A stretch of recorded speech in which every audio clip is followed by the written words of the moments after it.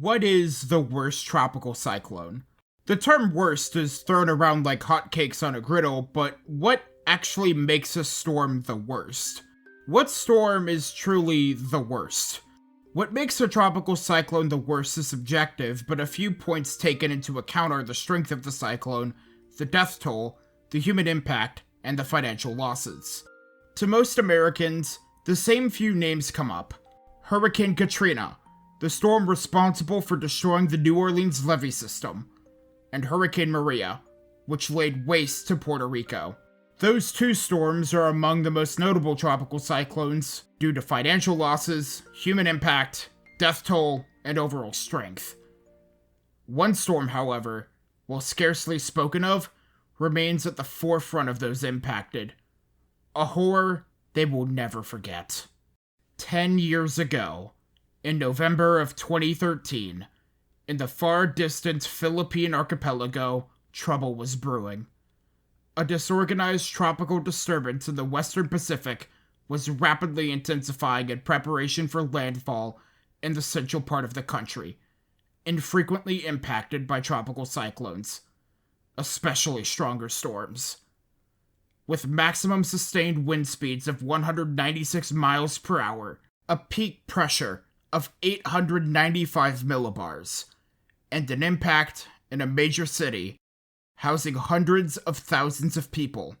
The storm in question remains the worst cyclone in Philippine history, with thousands dead and billions of dollars in damages.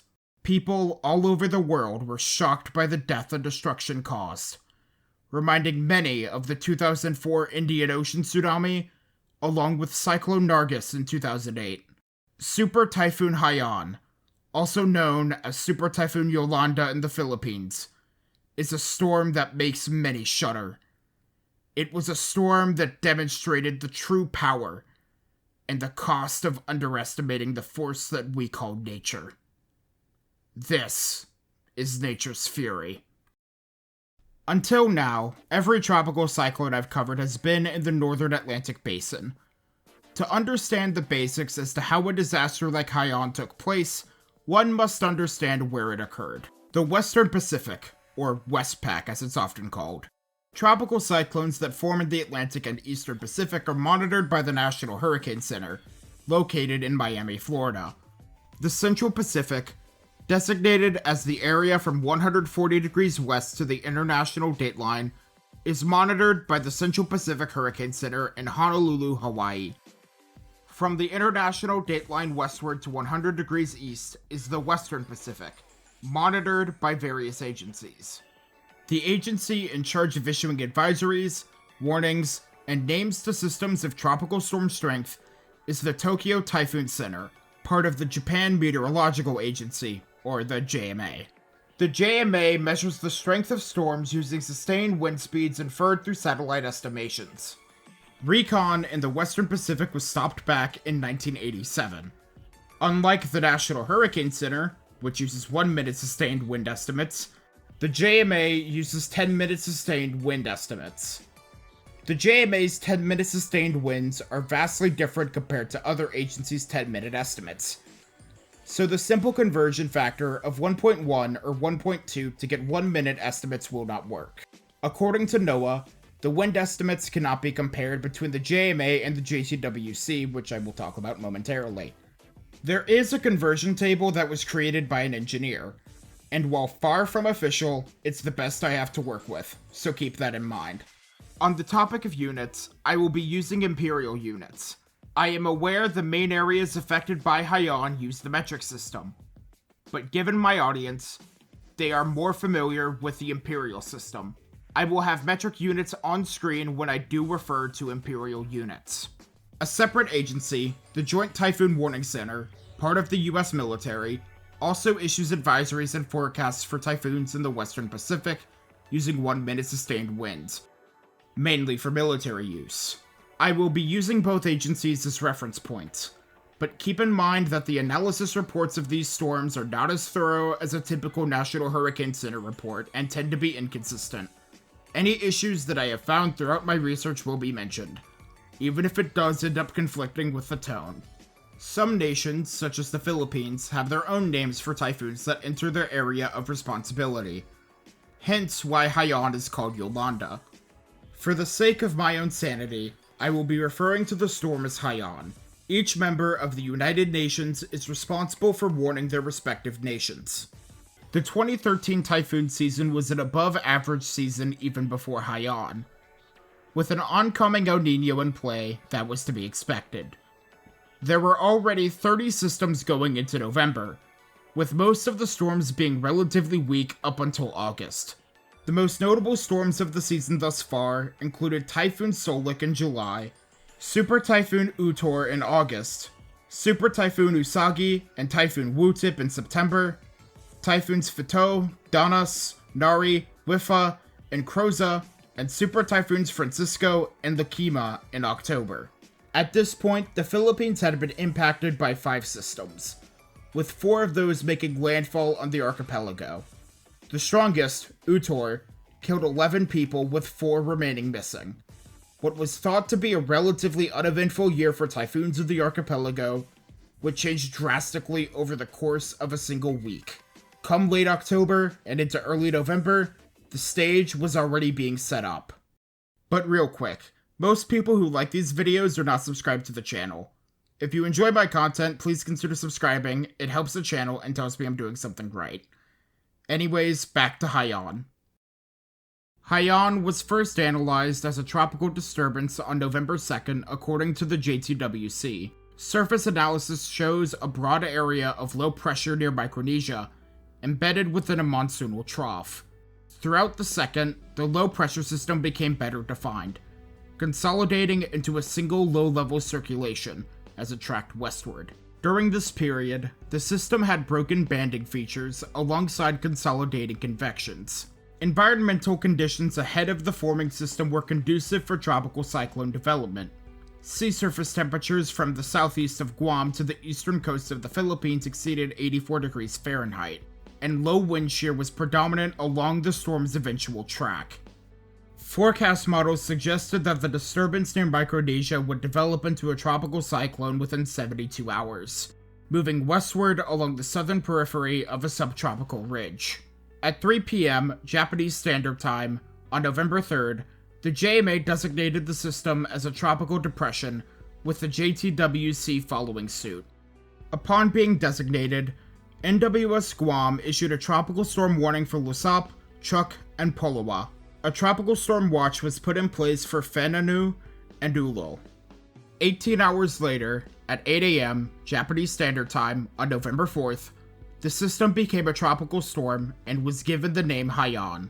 Forecasts expected the system to move northwest and make landfall in the central Philippines approximately 5 days later. In contrast to the predictions, Haiyan's center remained further south for a number of the following advisories. The tropical storm warning was expanded to include Sadawal, while a typhoon warning was issued for Woli. A typhoon watch was issued for much of Yap State and the islands of Kawar and Kai Angel in Palau. On the 5th, Haiyan underwent rapid intensification. The storm formed an embedded eye, and the JMA declared it had become a typhoon at 9 p.m. Japanese Standard Time. The JTWC had declared Haiyan a typhoon 12 hours prior.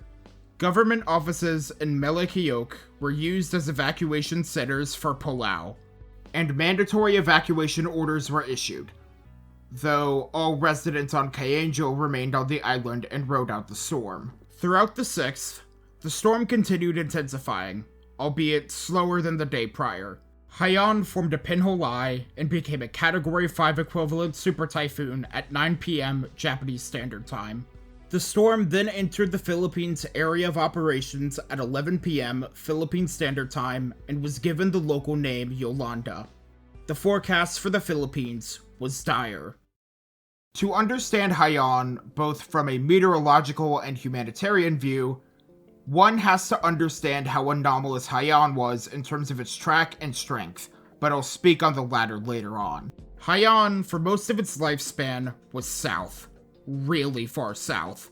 I briefly mentioned this sort of oddity when I covered Ivan. Ivan was located around 10 degrees north, close to the equator.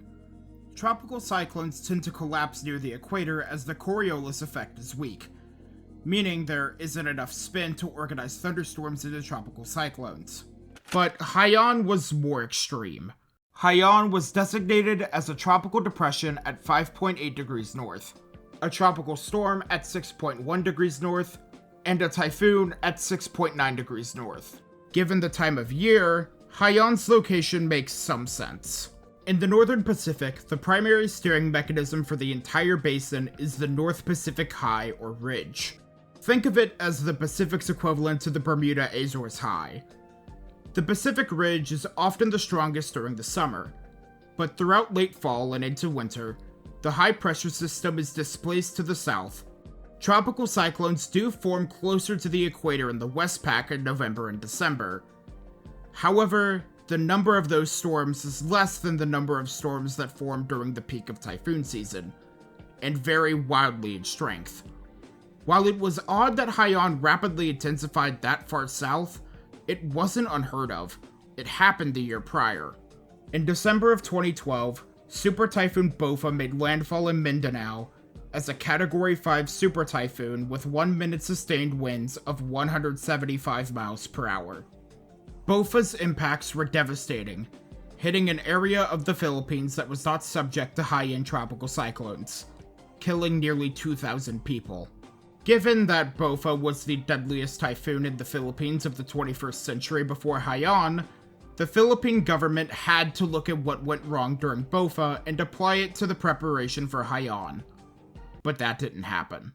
Forecasts were calling for Haiyan to make landfall initially on the night of the 7th into the morning of the 8th over the central Philippines, and move across the archipelago at around 22 miles per hour, exiting into the South China Sea by the end of the day.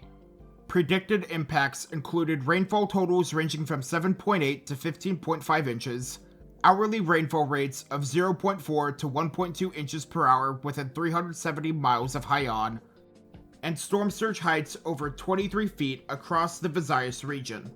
The expectation was that Haiyan would make landfall as a strong tropical cyclone. Of course, the expected strength at landfall in the Philippines would greatly increase as landfall came closer.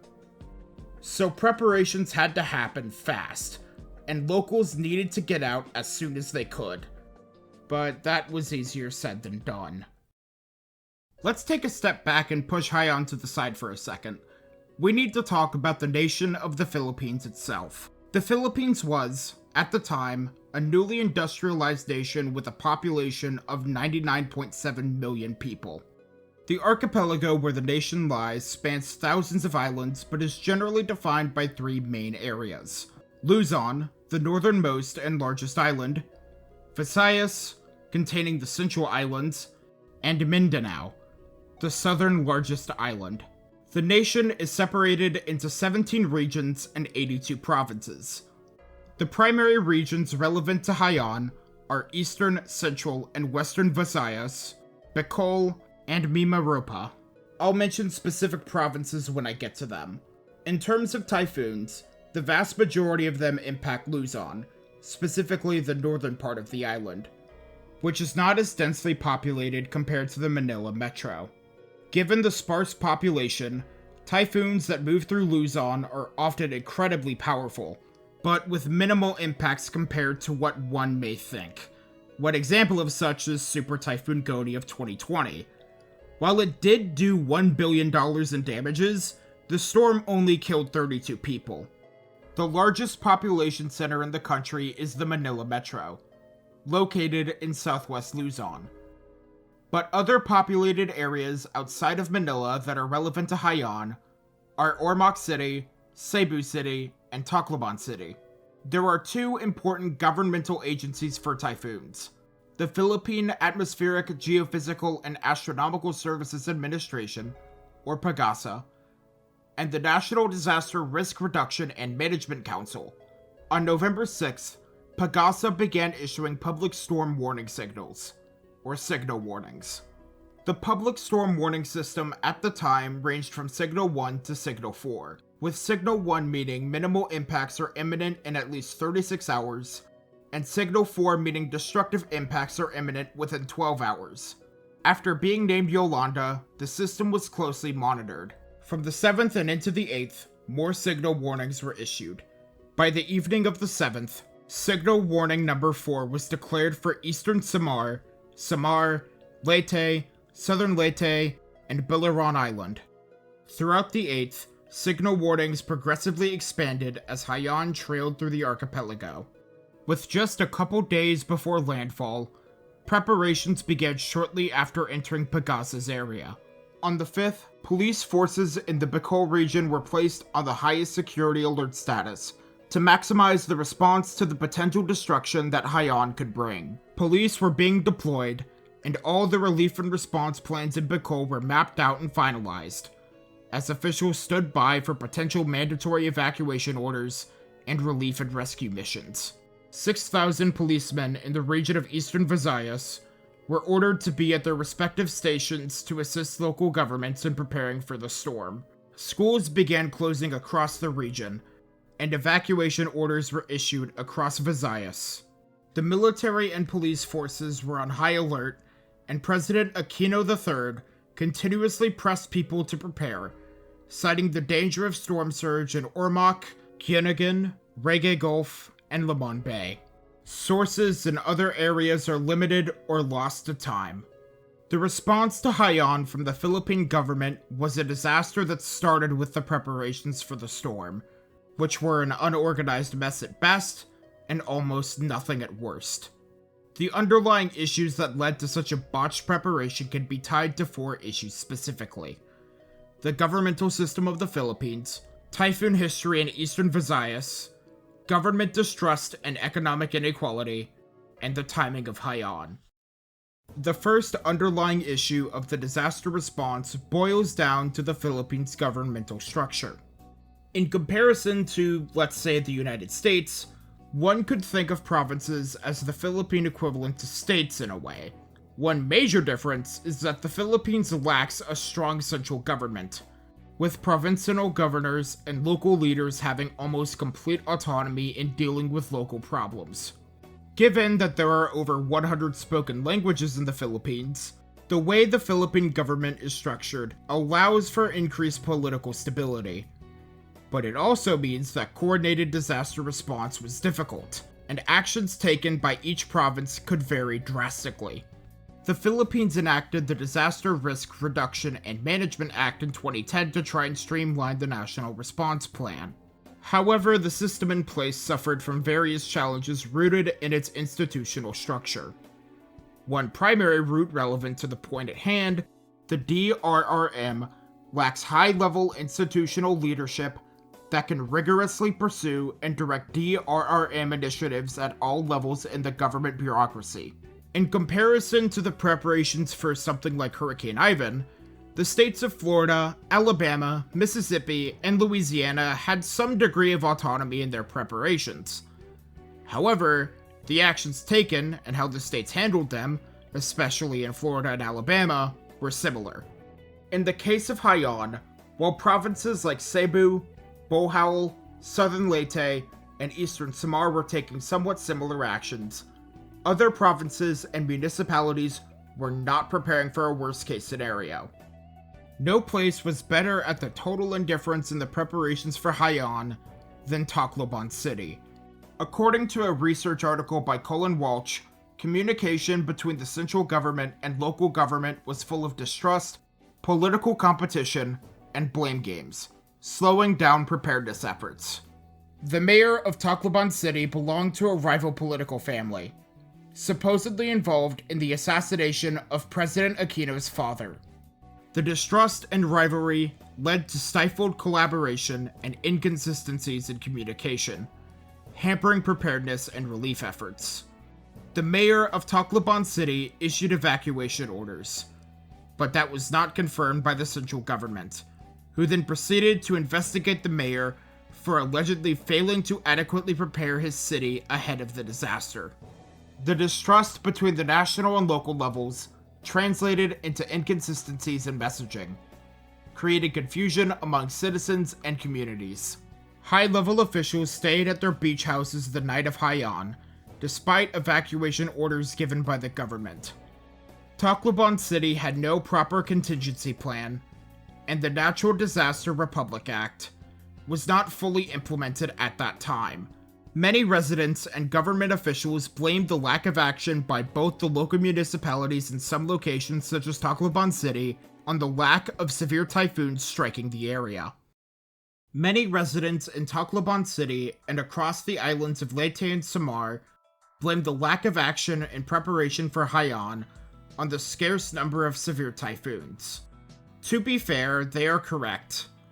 Kind of. The vast majority of the storms that impacted Samar and Leyte before 2013, and Visayas as a matter of fact, were either weak or devastating simply due to high rainfall totals. However, that does not mean that there are no analog storms to Haiyan, or that there weren't any storms to have devastated the region in the past.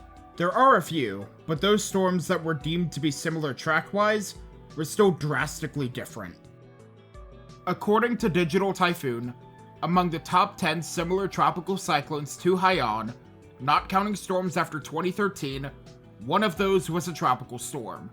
Of the stronger storms, there's Typhoon Emma, which hit the southern Philippines, and Super Typhoon Wilma, both in 1952.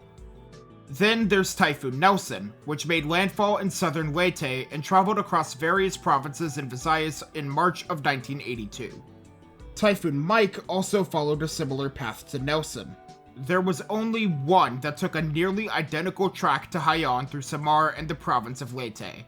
Typhoon Agnes in 1984, not to be confused with Hurricane Agnes of 1972.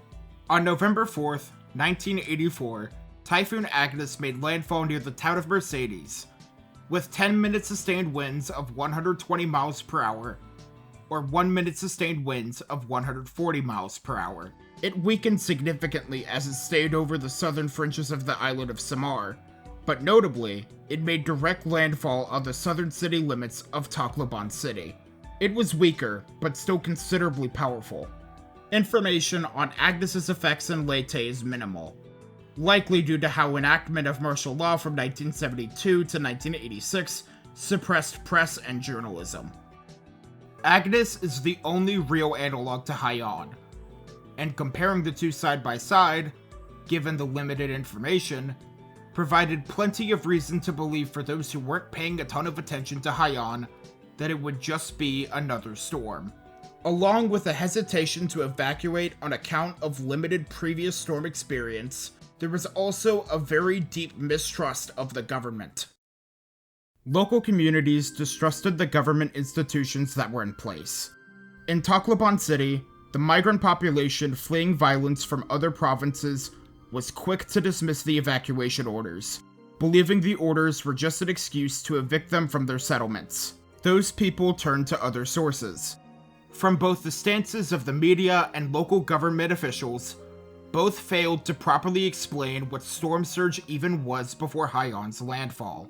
Victims argued that if they had known what a storm surge event was, they would have evacuated. They didn't trust officials' claims on the historic intensity of the storm, and believed they were adequately prepared. Residents also were not on board with trusting the evacuation centers themselves. Natural disasters are perceived to present a lower level of risk than having to stay in insecure and overcrowded evacuation centers, and risking losing one's belongings. Overall, the lack of trust seems to have complicated pre-disaster evacuation. The governmental trust issue only scratched the surface of the problem. The largest issue of the matter was the incredibly high rate of poverty. In 2013, the Philippines was ranked 165th in the world by GDP per capita. This was reflected in the form of poorly built homes and non-disaster resistant infrastructure. More than 25% of the population lived in poverty, surviving on less than $2 a day. Yet, the government elites were rich beyond belief, and could afford to evacuate and relocate if everything they had was wiped out. A luxury not afforded to the poor. This division created further distrust. With all these factors piled on, Haiyan would throw even more fuel on the burning fire, with its incredibly inconvenient timing.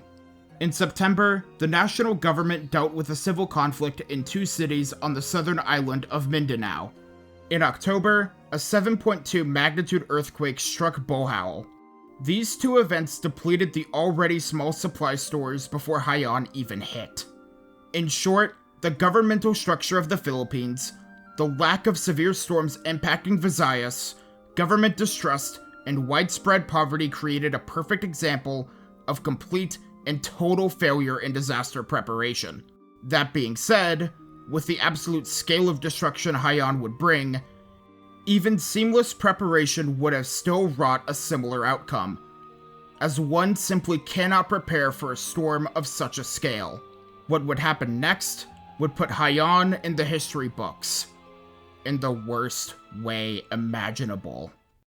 In the late evening hours of November 6th, Haiyan made landfall on Angel Island with 10-minute sustained winds of 130 miles per hour, or 1-minute sustained winds of 170 miles per hour, and a pressure of 905 millibars. Catastrophic storm surge and high winds laid waste to most of Angel Island, and damage was observed further south into Palau. No fatalities were observed in Palau or Angel Island. Haiyan was now heading straight for the Philippines. What happened next was unprecedented. After passing through western Micronesia, what one would think would be a completely unrelated jetmax on the 250 to 300 millibar level near the Luzon Strait ended up playing a vital role in Haiyan's final intensification phase. The jetmax enhanced Haiyan's outflow, causing Haiyan to improve its structure on its way to landfall. On the 7th, as it made its approach to the archipelago, the storm developed rapidly. Haiyan's structure resembled a strong typhoon, gradually becoming annular in structure on its approach to the islands. The storm displayed a nearly symmetrical core structure, with a strong convective band to its west, and an eye wall with cloud tops averaging -80 to -90 degrees Celsius. Not only are annular cyclones incredibly powerful, but they also take longer to weaken in comparison to non-annular cyclones. By 8 p.m. Philippine Standard Time, Haiyan had made history. Super Typhoon Haiyan reached its peak intensity. 10-minute sustained winds of 145 miles per hour. In 1-minute estimates, Haiyan's peak strength was at 195.6 miles per hour. Rounded up to 196. Haiyan, at that time, became the strongest tropical cyclone based on wind speeds in the world, surpassing the record set by Hurricane Allen and Super Typhoon Tip. But based on its structure and its visual presentation, among other factors, it could have been even stronger. Studies of the structure and presentation of the storm suggested that Haiyan's maximum 1-minute sustained winds could have been as high as 202 miles per hour. 30 minutes later, the Dvorak number assigned to it was the highest it could be, T8. For context, the Dvorak technique estimates the intensity and strength of tropical cyclones through satellite data. The Dvorak number can be thought of as an output of that technique, and ranges on a scale from T1 to T8. A National Hurricane Center advisory mentioned that the state of Haiyan was unprecedented for the Dvorak technique. NHC meteorologist Michael Turk stated that DT is discounted because the Dvorak technique makes no allowance for an eye embedded so deeply in cloud tops as cold as CDG. Some models were initiating Haiyan at T8.1, above the upper bounds of the Dvorak number scale. It remained at stage 8 until its first landfall. Meanwhile, satellite estimations began to break. A NOAA tropical data chart paints the picture as clear as day. Assigned a pressure of 858 millibars for 18 hours straight. Of course, this is not the official pressure. Even for a storm like Haiyan, a pressure of 858 millibars is way too low. But it's to drive a point home. Super Typhoon Haiyan was one of the strongest cyclones ever observed in the world. It is not unheard of for storms to become that powerful. Super Typhoon Tip in the Western Pacific, Hurricane Allen and Hurricane Wilma in the Atlantic. The strongest cyclones in their respective basin by pressure or wind speeds. Haiyan had joined that league.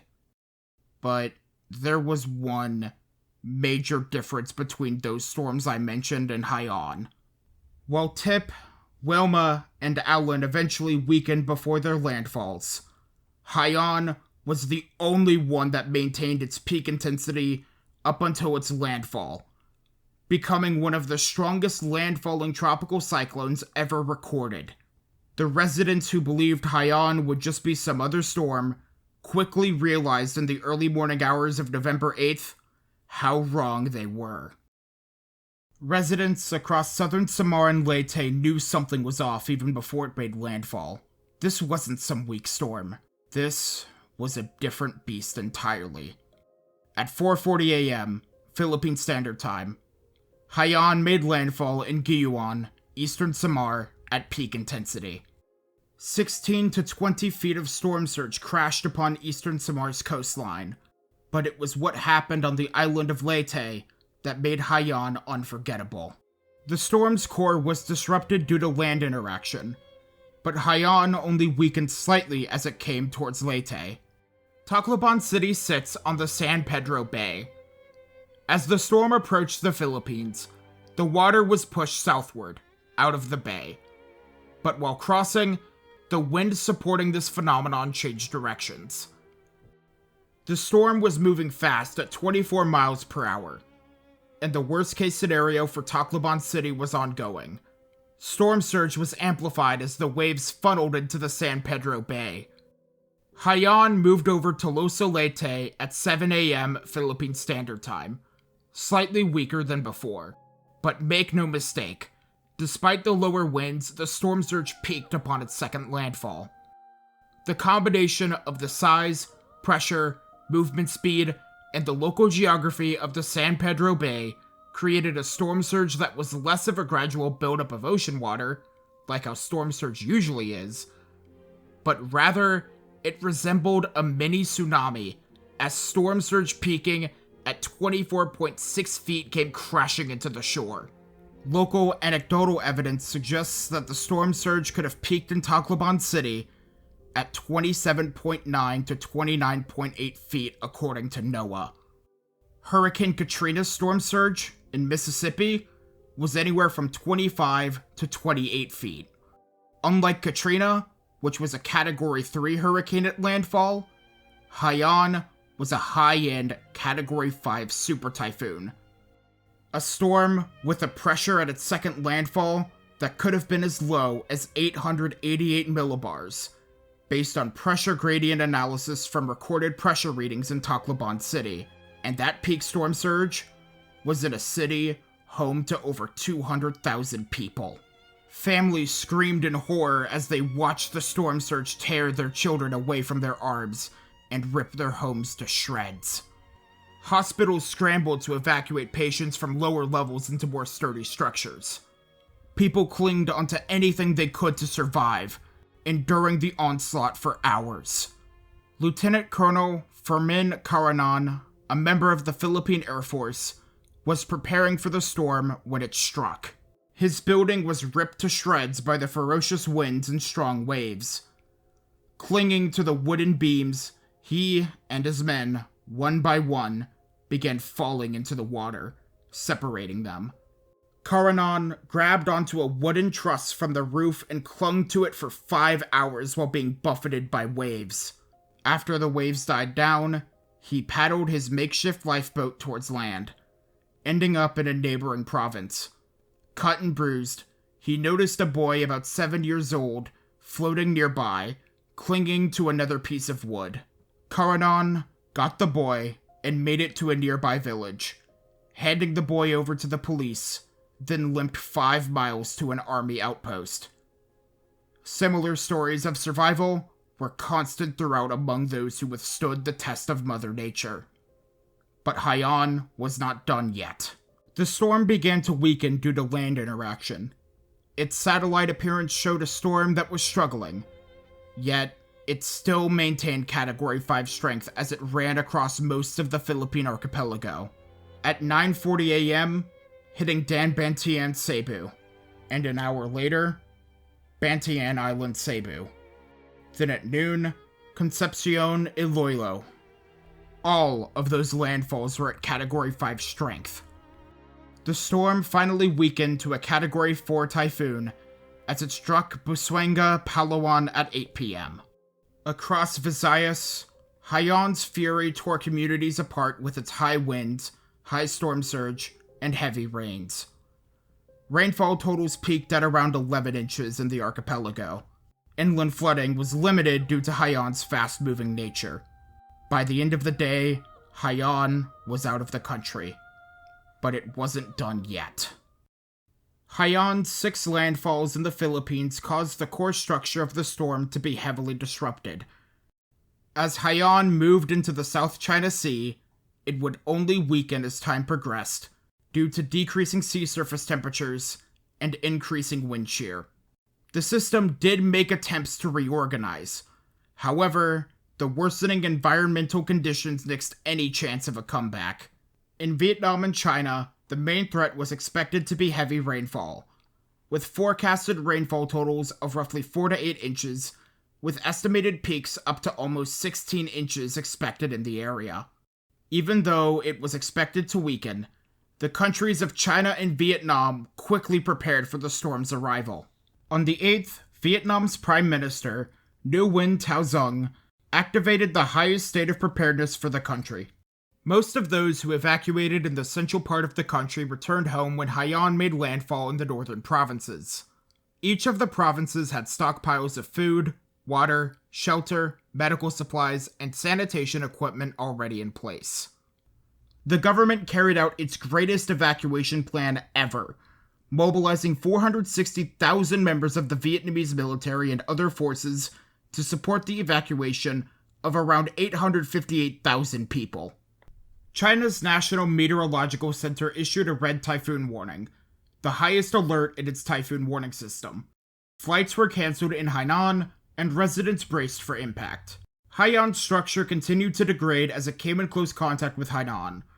The system was now being steered by the mid-latitude westerlies. On November 11th, Haiyan made landfall in Vietnam to the east of Ha Long as a minimal typhoon. The system quickly died off as it moved inland, dissipating over the Guangxi region in China at 2 p.m. Philippine Standard Time on November 11th. Damages in both China and Vietnam were minimal. In Vietnam, 14 were killed, with 4 missing and presumed dead. Mainland China had 30 deaths and 6 missing and presumed dead. 8 people were killed in Taiwan due to high waves caused by Haiyan. While Haiyan was no more, the impacts it left behind were still ever present. But to put it bluntly, the nation of the Philippines was changed forever. In 24 hours, Super Typhoon Haiyan changed the identity of the Philippines of the 2010s. One single storm. Across Visayas, Haiyan left its mark as the worst storm to ever hit the nation. The worst humanitarian crisis observed from a tropical cyclone since Cyclone Nargis in 2008. And the worst natural disaster to rock the world since the 2004 Indian Ocean Tsunami. Words alone cannot attest to it. Even outside of Tacloban City, Haiyan etched eternal scars into the communities it laid to waste. First was the city of Giyuan. The northern eyewall directly struck the village. The strong winds blew the dome of the Giyuan radar station into the Pacific Ocean. The town was annihilated. The entire village, gone. The community was cut off from the nation for at least 3 days after the storm, by debris, by the water. The city that was once a tropical paradise, a paradise no more. Ormoc City was hit while the storm was still a Category 5 super typhoon, and suffered significantly. 90% of all buildings in the city were either damaged or destroyed by the strong winds and 13 feet of surge. Food shortages were constant throughout, relief was slow to come through, and residents were taking shelter from the monsoonal rains in the damaged buildings. Hospitals were either shut down or not fully functional. Problematic when city officials reported that around 1,700 people were injured by Haiyan. Many coastal communities were completely decimated on the island of Leyte outside of Tacloban City. Cebu's capital, Cebu City, was spared from Haiyan, but those on the northern side of the province were not so lucky. Catastrophic damage was reported once more in the province of Iloilo. In the city of Estancia, an environmental crisis unfolded. Haiyan knocked over Power Barge 103 of Napacor, causing an oil spill to unfold, and the city to be evacuated due to unhealthy amounts of benzene in the air. Roxas City suffered from widespread devastation. The damage went further inland. It wasn't limited to the coast. It was everywhere. The scenes of destruction from the strongest landfalling tropical cyclone at the time were constant. Yet, there was one area that was left worse than every other area impacted. Tacloban City, Leyte, the capital of the province. There's one story I want to read to paint the picture of what was left in Tacloban City. After Haiyan made landfall, Davao City Mayor and future Filipino President Rodrigo Duterte left for Tacloban City the Monday after Haiyan. He organized a convoy from Davao City to Tacloban City to rescue survivors who had roots in Davao City, while also providing 8 million Philippine pesos of relief goods and equipment to devastated areas. The mayor was known for his law and order campaign in a war against drugs and street dealers in Davao City. He ordered his security to shoot anyone attempting to steal aid on sight when he was in Tacloban City. He had a direct, iron stance demeanor. A leader who didn't let anything get to him. Well, until Haiyan. When he arrived in Tacloban City, he was left in awe, stating that he didn't know whether to cry or shout in anger when he saw the devastation. As he toured the damage, he appeared shaken. The iron-willed mayor was left in shock, seeing the streets littered with survivors and those who perished, and the complete and total devastation of Tacloban City. The notorious mayor was vulnerable and visibly distraught. The day he returned to Davao City, November 12th, he told reporters at the airport what he thought of the devastation in Tacloban City and across the nation as a whole. I think God was somewhere else when the typhoon hit. As I said, I do not mean to be. God must have been somewhere else, or he forgot that there is a planet called Earth.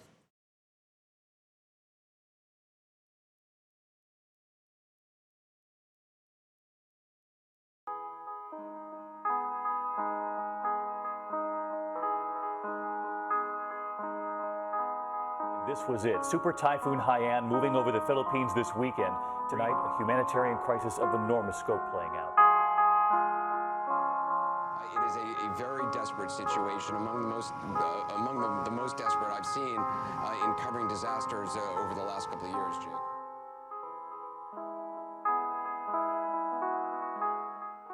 Tacloban City was utterly destroyed, in a way and in a fashion that no words can do it justice. Every synonym for the word destroyed, devastated, ragged, shattered, abolished, annihilated, blighted, obliterated. Those words alone cannot come close to describing what Tacloban City was like after Haiyan. Members of the United Nations told reporters that the scene in Tacloban City was reminiscent of the destruction caused by the 2004 Indian Ocean Tsunami. Structures that lay anywhere close to the coastline were either heavily damaged or swept entirely. The Tacloban airport was heavily damaged. Against the odds, the storm surge was powerful enough to break through the seawall protecting the airport.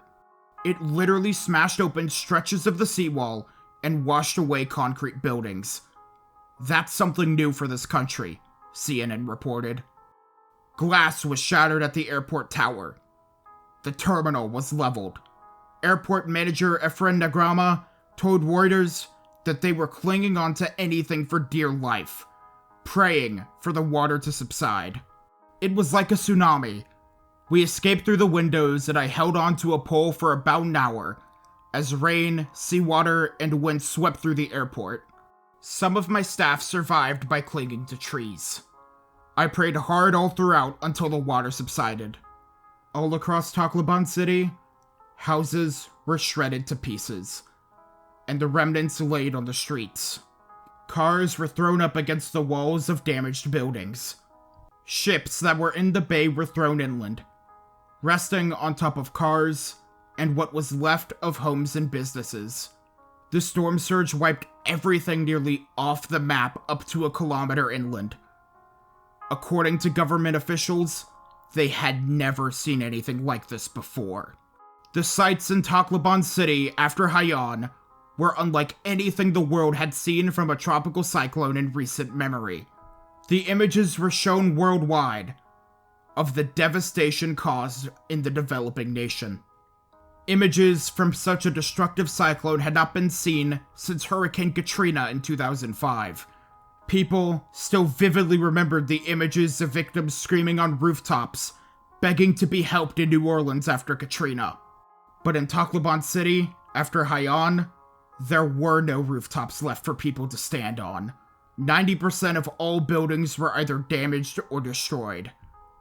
To those in the States, Katrina was a name that came up in comparison to the level of destruction seen in Tacloban City and the Philippines.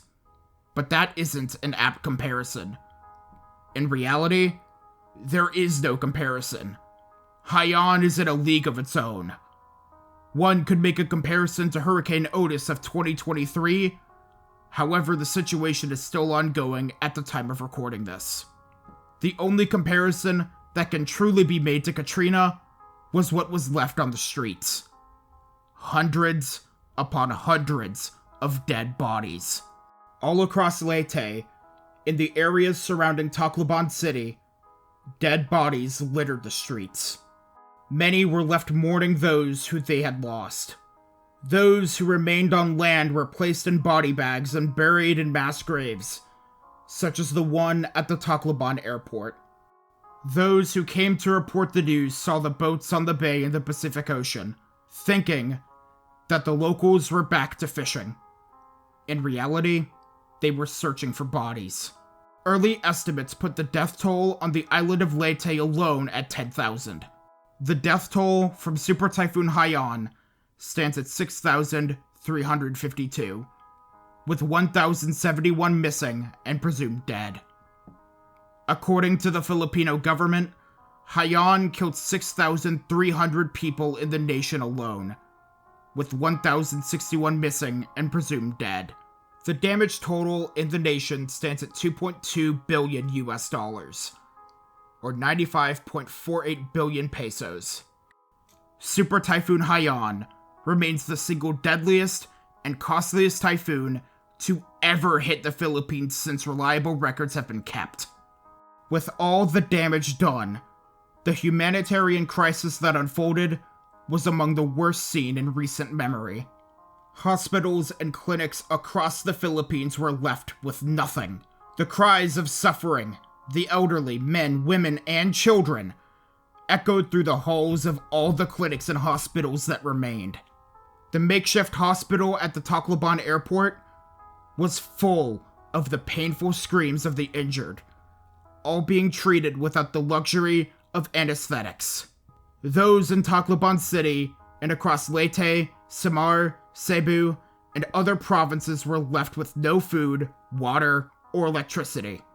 The people were desperate for survival. Some residents began digging up water pipes, boiling, then drinking the water within them, not caring if it was contaminated or not. Survival was paramount. Rumors and evidence of widespread looting was present across Tacloban City. Malls and grocery stores were subject to people stealing everything they could, even luxury items to try and barter in exchange for food and water. The looting eventually subsided once more law enforcement entered the city. People are becoming violent. They are looting business establishments, the malls, just to find food, rice, and milk. I am afraid that in 1 week, people will be killing from hunger. Given the utter state of Tacloban City, many rushed to the Tacloban airport, begging to be let on the planes. Rumors spread of prisoners breaking out of jail and assaulting women, adding more chaos to those trying desperately to escape what was now hell on earth. Those at the airport were met with resistance from the Philippine Special Forces, forcing residents to stay put for days with no food or water. These people were forced to wait outside in the hot weather, with downpours still occurring. When asked how Marivic Badilla and her 4 children endured 3 days of waiting in the hot and rainy weather, she pointed to an umbrella. "We have been sheltering under this," she told Reuters, with tears rolling down her face. Many complained that military families were given priority over other survivors. They were given priority to board C-130 cargo planes out of Tacloban City. Violeta Dozar, a survivor who was at the airport with 8 family members, including children, said that the soldiers told them to fall in line. They would line up, then nothing happened. None of the aid that was passing through the airport had been distributed to the crowd at the gates, according to Reuters, as of the date the article was published. Even a week after, when some form of normalcy was trying to return, it was counteracted by those enduring extreme grief. The restlessness of the citizens was exacerbated by the feeling of abandonment by the Filipino government. A government trying to do everything in its power to ensure that everything was going smoothly, when in reality, it was the worst humanitarian disaster seen since Cyclone Nargis.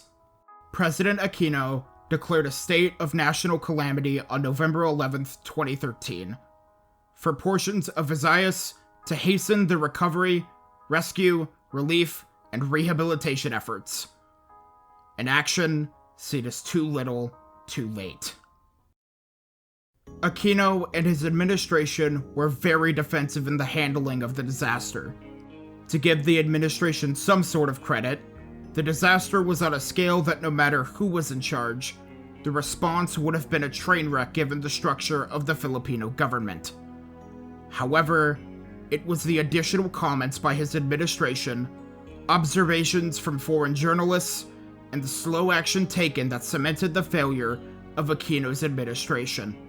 Throughout the aftermath, Aquino kept arguing with local officials that the death toll was much lower than what officials said it was, to a point where it seemed like Aquino was more focused on the death toll being incorrect than what was seemingly going on.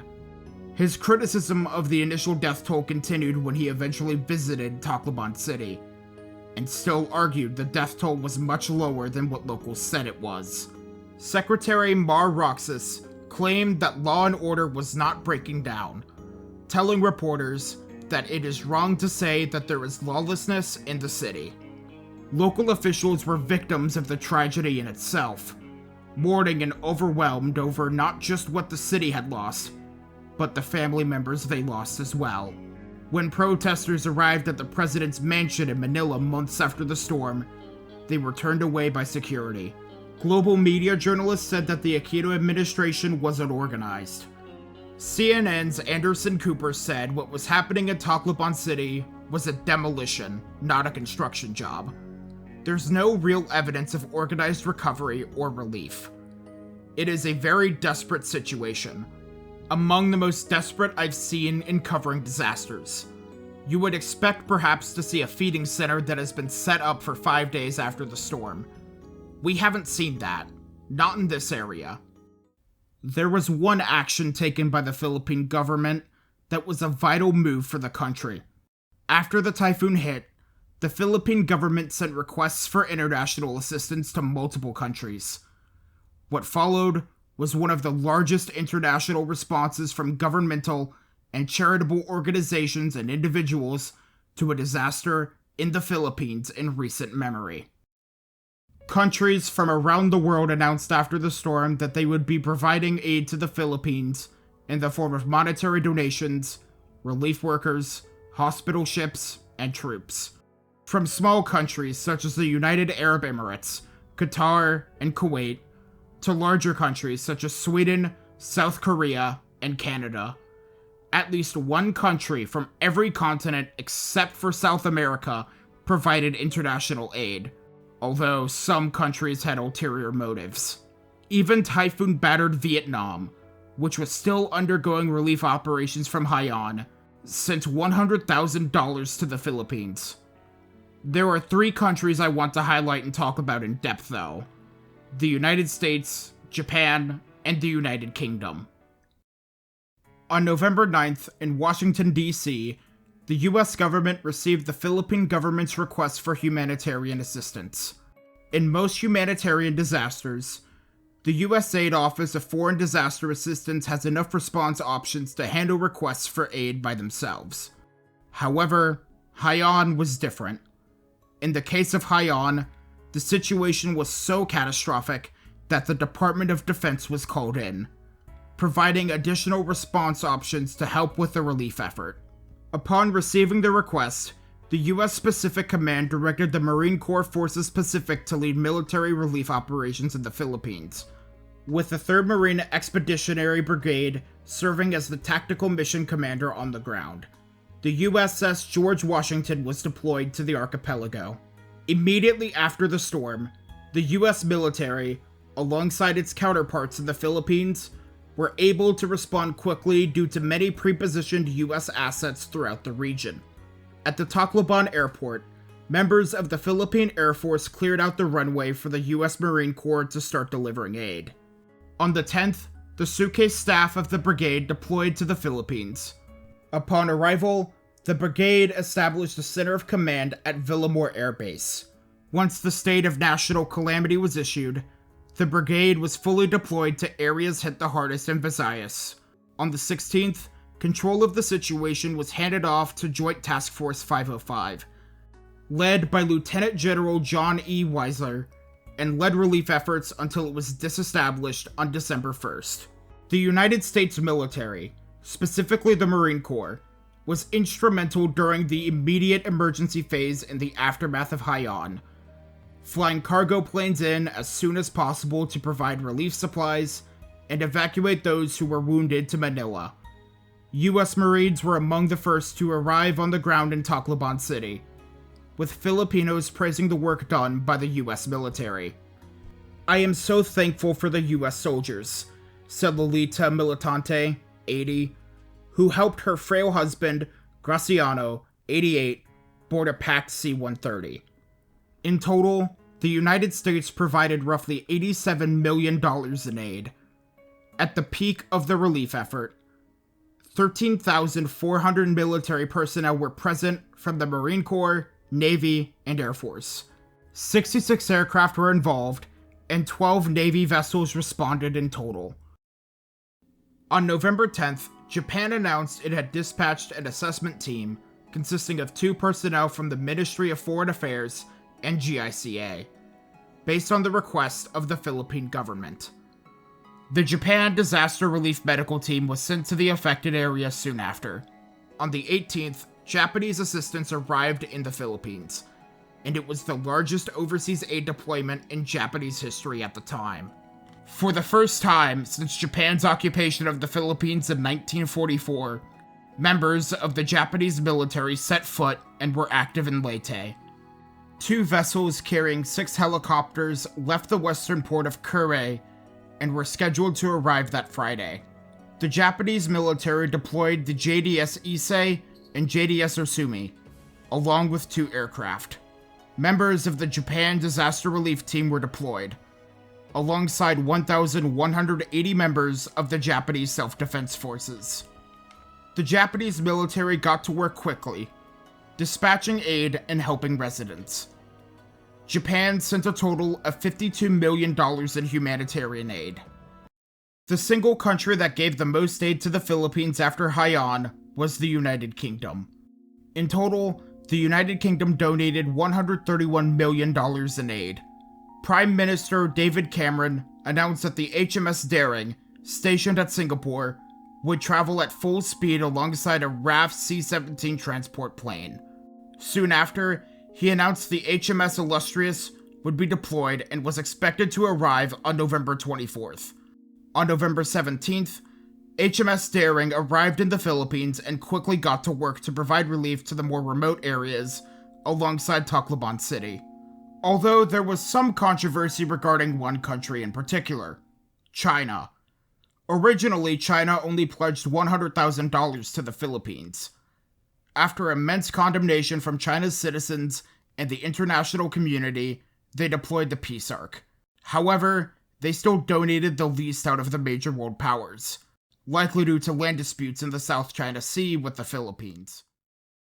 Charities and corporations donated en masse to the relief effort.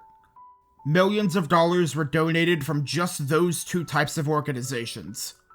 ISR Aid sent a team of 7 medical professionals to Tacloban City. The Malaysian Red Crescent team sent a team to help the victims of the storm. The Mercy Corps, a relief organization based in Portland, Oregon, sent an emergency response team to assess the situation and provide support. World Vision of the Federal Way Washington sent relief flights, with the first flight arriving in Manila with 5,000 blankets and 3,000 tarps. Numerous other nonprofits were also involved in providing aid to the Philippines after Haiyan.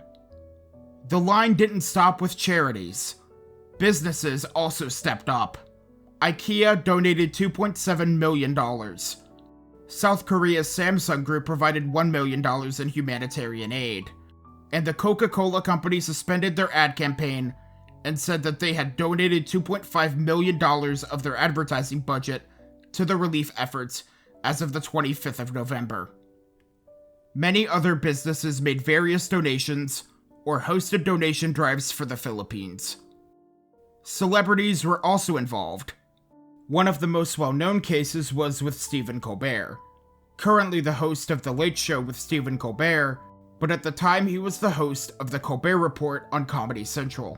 On the 14th, he did a segment regarding the situation in the Philippines.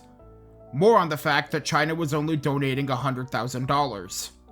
Saying, "I bet the Colbert Nation could give more than that," telling his viewers to out-donate China.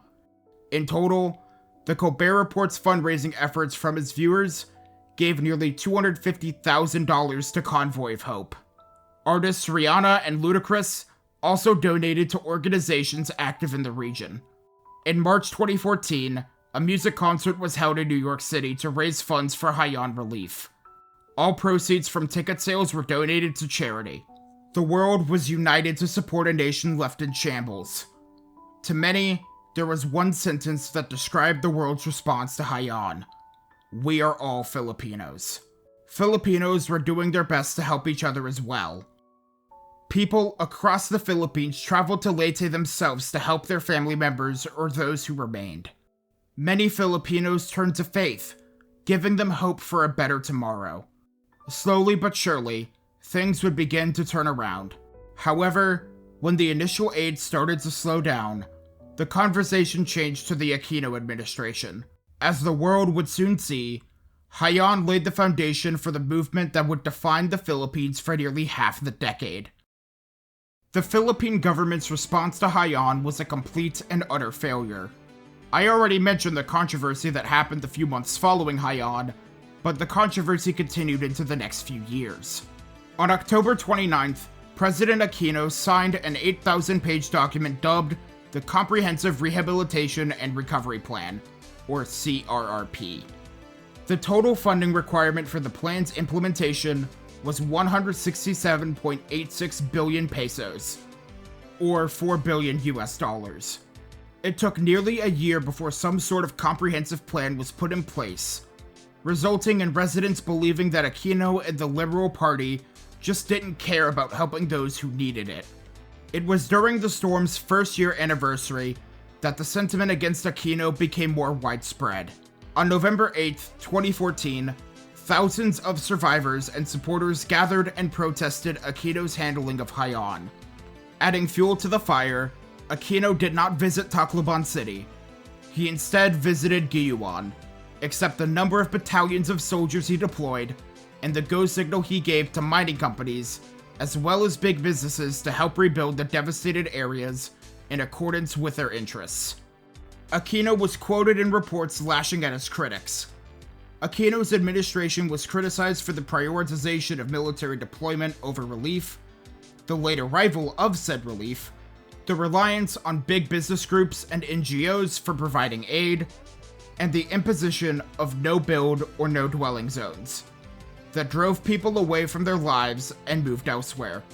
Aquino claimed the government distributed up to 12.2 million family food packs, but survivors said that instead of being given 25 kilograms of rice, like they were promised, they were only given 5. Local governments were not immune.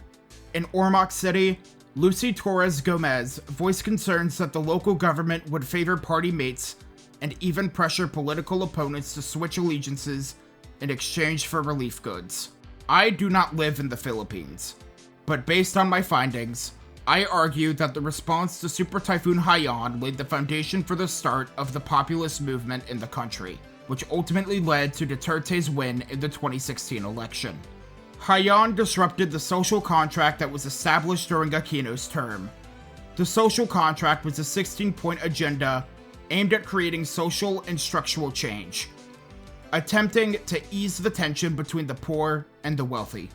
During the aftermath of Haiyan, those tensions were reignited, as the wealthy were able to leave Tacloban City as soon as they wanted to, while the poor were left to die. The Aquino administration dealt with numerous crises that undermined the administration's popularity and stability, which resulted in elite and social movement challenges. Haiyan was one of the biggest crises the administration faced. Duterte was seen as a candidate for the people.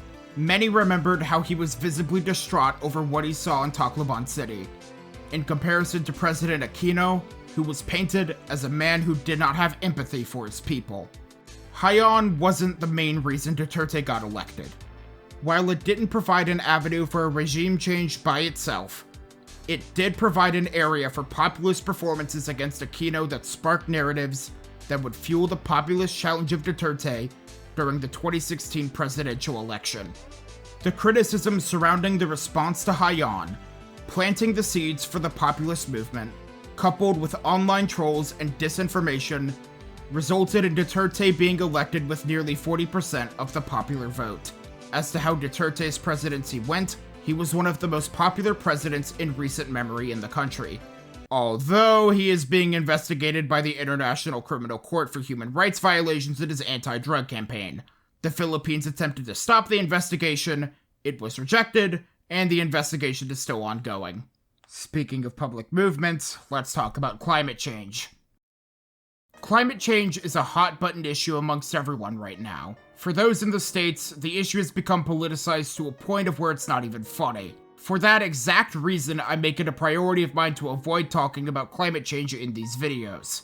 However, if I want to cover everything important about Haiyan, I need to talk about it. I'm not saying that Haiyan was caused by climate change, but rather, I want to point out some trends that have been observed since and link it all back around to what's been done in the Philippines. I want to talk about a few other storms that have happened since to support the cause for concern. Just a little over a year after Haiyan, Super Typhoon Hagupit, known as Ruby in the Philippines, made landfall in eastern Samar. Initially, it was aiming straight for the same area hit by Haiyan, although it did eventually make landfall a bit further north. Hagupit was a super typhoon and made landfall in eastern Samar as a Category 3 equivalent typhoon. In 2019, Typhoon Fanfon, known as Ursula in the Philippines, tracked very similarly to Super Typhoon Haiyan, although weaker, making landfall as a Category 2 equivalent storm. Then, in 2021, Super Typhoon Rai, known as Odette in the Philippines, made landfall in Siargao as a Category 5 super typhoon. Linking these storms individually to climate change is nonsensical, but there are some trends that can be linked here. The most notable one is that the storms that are further south are stronger on average compared to the previous analog storms that I mentioned earlier that were further south than eastern Samar. The fact that there were 2 high-end tropical systems that made landfall near or on Mindanao in the span of 9 years in of itself is a major red flag, as storms rarely make landfall in the region. While one could argue that just a handful of storms after Haiyan may not be able to prove much regarding climate change, especially given my lack of knowledge on climatology, I think there is enough evidence for the potential of a trend of stronger storms in the Western Pacific impacting areas south of Samar. While one could argue about storm trends due to climate change, one thing is known. The increase in global temperatures has led to an increase in sea levels, and that was observed in the Philippines. From 1970 through 2014, based on when this NOAA article was published, sea levels rose almost 8 inches in the central Philippines. Ever since Super Typhoon Haiyan, climate justice and activism has become more common. Notably, after Haiyan, a seawall was erected in Leyte, which is yet to be completed. While the wall has been proven to be slightly effective, especially during Rai, it is not a permanent solution. Since then, multiple protests have occurred demanding for climate justice, including a march from Tacloban City to Manila that occurred from October to November of this year, to commemorate Haiyan's 10-year anniversary. There is a lot more to the issue of climate change in the Philippines that I could go over, but I want to keep this relevant to Haiyan. But there's one final topic I want to cover and end the video on. With the storm being so catastrophically powerful, what happened to the communities across Visayas? How did the Philippine government respond to following disasters? How did the people react to typhoons after Haiyan in the region? And what have the people done since then? 10 years later, how are the provinces hit the hardest by Haiyan holding up today? Thankfully, there is a somewhat happy ending to all of this. In November 2013, one of the strongest tropical cyclones by wind speed, Super Typhoon Haiyan, also known as Yolanda, slammed into the Visayas region of the Philippines at peak intensity, with a pressure of 895 millibars. By all accounts, that pressure may be lower. With 10-minute sustained winds of 145 miles per hour, or 1-minute sustained winds of 196 miles per hour, with some agencies like NOAA claiming the winds were as high as 200 miles per hour. The storm was responsible for $2.98 billion in damages in 2013, 6,352 deaths, with 1,771 missing and presumed dead. Residents suggest both the damage toll and the death toll were undercounted, and are much higher. On November 20th, 2013, Pagasa decommissioned the name Yolanda and replaced it with the name Yasmin for the 2017 typhoon season. Subsequently, the name Haiyan was retired by the World Meteorological Organization in 2014, and replaced with the name Balu for the 2019 typhoon season. The aftermath resulting from Haiyan was indescribable.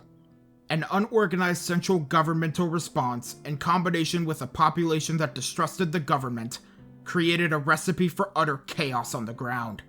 In the realm of tropical cyclones, only a few storms have come close or reached the magnitude of the devastation that was seen during Haiyan. The central government failed, and by some miracle, it was the international community, foreign governments, businesses, charities, and individuals that helped ease the pain, and helped the provinces in the Philippines get back on their feet. Haiyan was one of the key events that led to the uprising of the populist movement in the Philippines, a movement that helped Duterte win the 2016 election. It's one of the most important natural disasters in Philippine history, for the role in the election and in the movement for climate justice and activism. It's been 10 years since, so what has changed? After Haiyan, more people in the Philippines adhered to evacuation orders. Evidence of such came the next year with Super Typhoon Hagupit. Hagupit triggered one of the largest evacuations in the country's history, with more than 500,000 people fleeing in advance of the storm. Thankfully, Hagupit weakened and missed Leyte Island. Mass evacuations were also observed in the Philippines in advance of Super Typhoon Rai in 2021. 10 years later, progress is being made in rebuilding areas that were hit hard. On the 10-year anniversary, Tacloban City seemed to resemble any other major Philippine city. On the 10-year anniversary, thousands of people came out to light candles in remembrance of those who survived and perished. President Ferdinand Marcos Jr. visited Tacloban City and spoke at the 10th year commemoration of Haiyan. He stated that a lot of lessons have been learned since then, and there are still more to be learned. He also echoed the need for the Philippines to focus on climate change on the national level. The town of Guyuan rebuilt, and the economy flourished. It's almost like it's back to the tropical paradise it once was. Not everywhere was able to rebuild, mainly the rural villages and bangarees, but the major cities hit the hardest have since rebounded. Across Visayas, charitable organizations were able to help thousands relocate to a safer home and get them started in a new community, such is the case with Janeth Feroza from Pauglam Leyte, who was able to pay for sturdier materials to make a new home thanks to funds from the American Red Cross. From what it seems like, only subtle pieces of evidence of Haiyan's torturous reign over eastern Visayas remain. One could argue that the communities have fully recovered. No, that's not true. Nothing will erase the memories of survivors watching their family members and children be ripped away from them by the storm surge. Nothing will erase the memories of pure horror that followed, which was a disaster in its own right. The people screaming, resorting to violence and looting just to get what they needed to survive when nobody came. Nothing will erase the memories of a government where the elites fled their cities and left the poor to fend for themselves. A government that didn't seem to care about a full-fledged response, relying on others to do the heavy work. Those outsiders were essential, and thank goodness they came. Nothing can erase the suffering, nothing can erase the pain, nothing can erase what happened 10 years ago. Seeing those you love so much die within the blink of an eye is something that nobody can ever forget. Something nobody ever wants to think about. In Barangay Baspor, Tacloban City lies the Typhoon Yolanda mass grave. A field full of crosses marking the individuals who perished during the disaster. But not all of those graves have names. Those graves serve as a physical reminder. But even if everything came back looking the exact same as before Haiyan, the survivors could not forget it. Those who saw the images could not forget Haiyan. We cannot forget the tragedy, the ferocity, the horror that was caused by a beast of calamity that went by the name Haiyan. A terror from the sky that caused the worst kind of suffering that nobody can ever forget, no matter how much time has passed since then. We cannot forget Haiyan, as the failures of the Philippine government cannot be repeated. Or that is what I would say if we aren't already seeing it happen again. Hurricane Otis hit Acapulco, Mexico as a Category 5 hurricane, directly in a city home to 1 million people. And what does the Mexican government do? Argue with local officials about the death toll. For the sake of the lives lost, the survivors, and those around the world, we cannot forget Haiyan. Well, that's that. By some miracle, I managed to finally get this out by Christmas. In terms as to what took so long, I'm not gonna go over all of it here.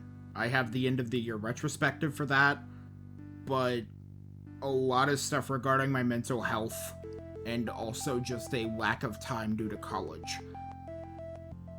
That being said, I really do want to give some thanks, and in terms of this being the finale for Nature's Fury Season 2, I do feel better about this being the ending than Joplin. I want to give a really big special thanks to Ian Haidt and Nora for proofreading the script.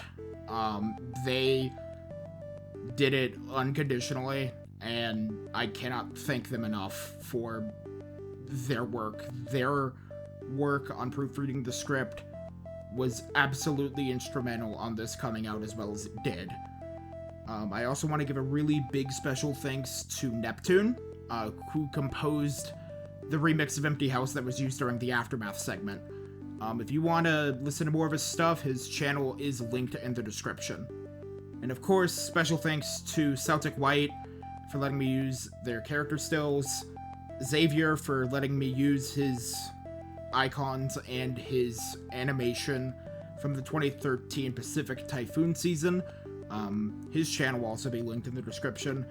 And of course, Zenil, Cyanide Blue, and Crackleic for letting me use their music.